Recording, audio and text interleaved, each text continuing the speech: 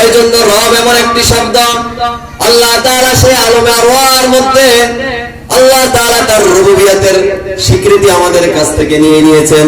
মহান আল্লাহ তাআলা আলমে আরওয়ার মধ্যে আমাদেরকে প্রশ্ন করে বলছিলেন, আলাস্তু বিরাব্বিকুম, আমি কি তোমাদের রব নই, আমি কি তোমাদের প্রভু নই? সুবহানাল্লাহ। আলমে আরওয়ার মধ্যে সমস্ত রূহগুলোকে বলছিলেন, আলাস্তু বিরাব্বিকুম, আমি কি তোমাদের রব নয়? সেদিন সমস্ত রূহগুলা সেদিন এক বাক্যে বলেছিল, ক্বালু বালা, কেন নয়, হ্যাঁ অবশ্যই আমরা সাক্ষ্য দিলাম আপনি আমাদের রব। সুবহানাল্লাহ। সেদিন ফেরাউন, নমরুদ, হামান, আবু জেহেল সবাই এক বাক্যে বলেছিল, ক্বালু বালা, আমরা সাক্ষ্য দিলাম আপনি আমাদের রব। দুনিয়ার জমিনে এসে তারা সেই রবকে মেনে নিল না। মুসা আলাইহিস সালাম যখন ফেরাউনের কাছে গিয়ে বলল, এক রবের ইবাদত করো, এক রবের উপরে ঈমান আনো, সে বলে ওমা রব্বুল আলামিন, রব্বুল আলামিন আবার কি? আলমে আরওয়ার মধ্যে স্বীকার করে আসছে যে আপনি আমাদের রব, আর দুনিয়াতে এসে বলে ওমা রব্বুল আলামিন। মুসা, কোন রবের কথা বলছো? রব্বুল আলামিন আবার কি? বরং সে রবকে স্বীকার করলো না। সে রবকে স্বীকার না করে সে নিজেকে দাবি করতে শুরু করলো, আনা রব্বুকুমুল আলা, আমি তোমাদের বড় রব, আমি তোমাদের প্রভু। সে নিজেকে রব বলে দাবি করতে শুরু করলো।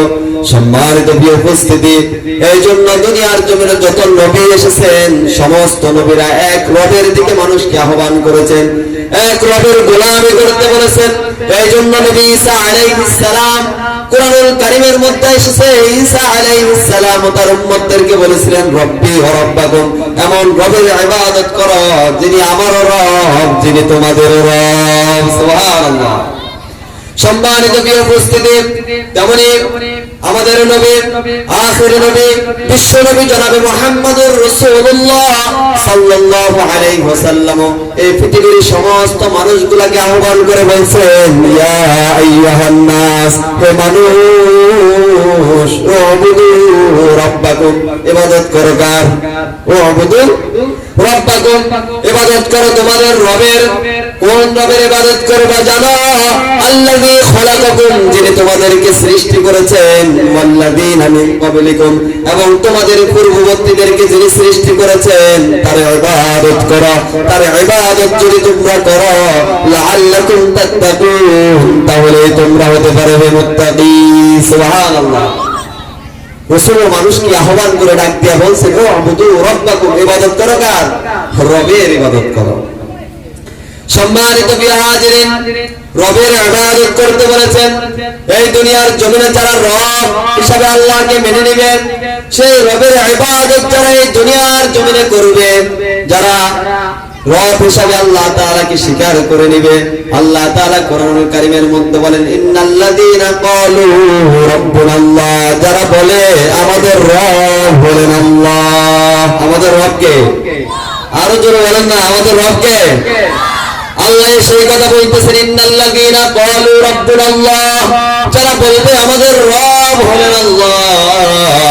আর রব আল্লাহ এই কথা স্বীকার যারা করবে, তাদের উপর অনেক বালা মুসিবত আসবে, তাদের উপর অনেক অন্যায় অবিচার করা হবে।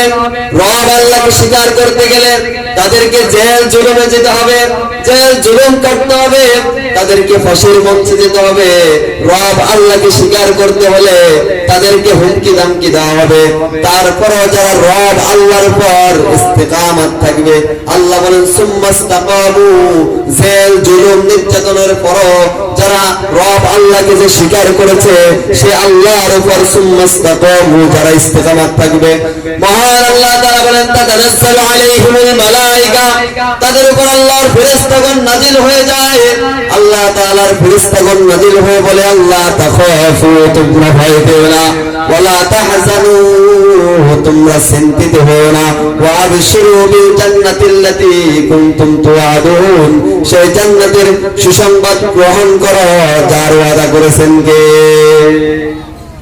এই জন্য দুনিয়ার জমিনে যারা রব আল্লাহকে স্বীকার করবে, রব আল্লাহর হুকুম মতো নিজের জীবন যাপন করবে, মরার পরে যখন ফেরেশতারা এক নাম্বার প্রশ্ন করবে মার রব্বুকা, তোমার রবকে, সেদিন সেই ব্যক্তি বলবে রব্বি আল্লাহ, আমার রব বলেন আল্লাহ, সুবহানাল্লাহ। তাহলে রব্বি আল্লাহ এই কথা মরার পরে ফেরেশতাদের প্রশ্নের জবাব যদি দিতে হয়, তাহলে দুনিয়ার জমিনে সেই রবের ইবাদত করা দরকার আছে না নাই? সেই রবের হুকুম মানা দরকার